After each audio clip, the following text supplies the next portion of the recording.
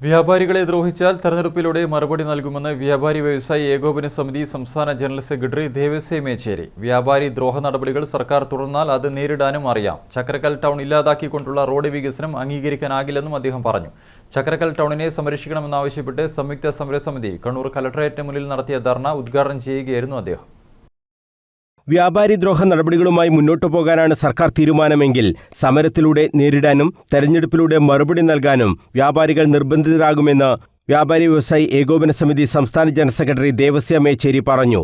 Road വികസനത്തിന്റെ ഭാഗമായി Chakrakkal town തന്നെ ഇല്ലാതാകുന്ന സാഹചര്യമാണ് ഉണ്ടാകുന്നത്. 160 കടകൾ പൂർണ്ണമായും അത്ര തന്നെ കടകൾ ഭാഗികമായും ഇല്ലാതാകും. ചക്രക്കൽ ടൗണിനെ സംരക്ഷിക്കണം എന്നത് നാടിന്റെ പൊതുവായ ആവശ്യമാണെന്നും ദേവസ്യ മേച്ചേരി പറഞ്ഞു. ഏകദേശം 400 വ്യാപാര സ്ഥാപനങ്ങൾ ചക്രക്കൽ ടൗണിലുണ്ട്. അതിൽ 180 വ്യാപാര സ്ഥാപനവും പൂർണ്ണമായും ഇല്ലാതാകുകയാണ്. 160ഓളം വ്യാപാര സ്ഥാപനങ്ങൾ ഭാഗികമായി നഷ്ടപ്പെടുകയാണ്. ചക്രക്കല്ല് കേന്ദ്രീകരിച്ച് പ്രവർത്തിക്കുന്ന ധനകാര്യ സ്ഥാപനങ്ങളെല്ലാം അവിടുന്ന് നഷ്ടപ്പെടുന്ന സാഹചര്യത്തിലാണ് ഈ വികസനം നടക്കുന്നത്. ചെറിയ വരുമാനം കൊണ്ട് ജീവിക്കുന്ന കെട്ടിട ഉടമകൾ നിത്യപട്ടിണിയിലേക്കും ദാരിദ്ര്യത്തിലേക്കും വഴുതി മാറുന്നു. 100 കണക്കിന് ഓട്ടോറിക്ഷ ഓടിച്ച് ജീവിക്കുന്ന തൊഴിലാളികൾക്ക് തൊഴിലില്ലാതാകുന്നു.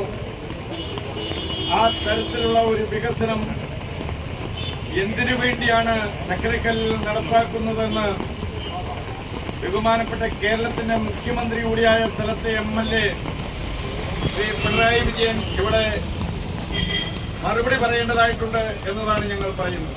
ചക്രക്കൽ ടൗണിനെ സംരക്ഷിക്കണമെന്നാവശ്യപ്പെട്ട് വ്യാപാരികളും ഭൂമി ഉടമകളും കെട്ടിട ഉടമകളും തൊഴിലാളികളും ഉൾപ്പെടുന്ന സംയുക്ത സമരസമിതി നടത്തിയ കണ്ണൂർ കളക്ടറേറ്റ് ധർണ ഉദ്ഘാടനം ചെയ്ത് സംസാരിക്കുകയായിരുന്നു ദേവസ്യ മേച്ചേരി. KP നസീർ അധ്യക്ഷത വഹിച്ചു.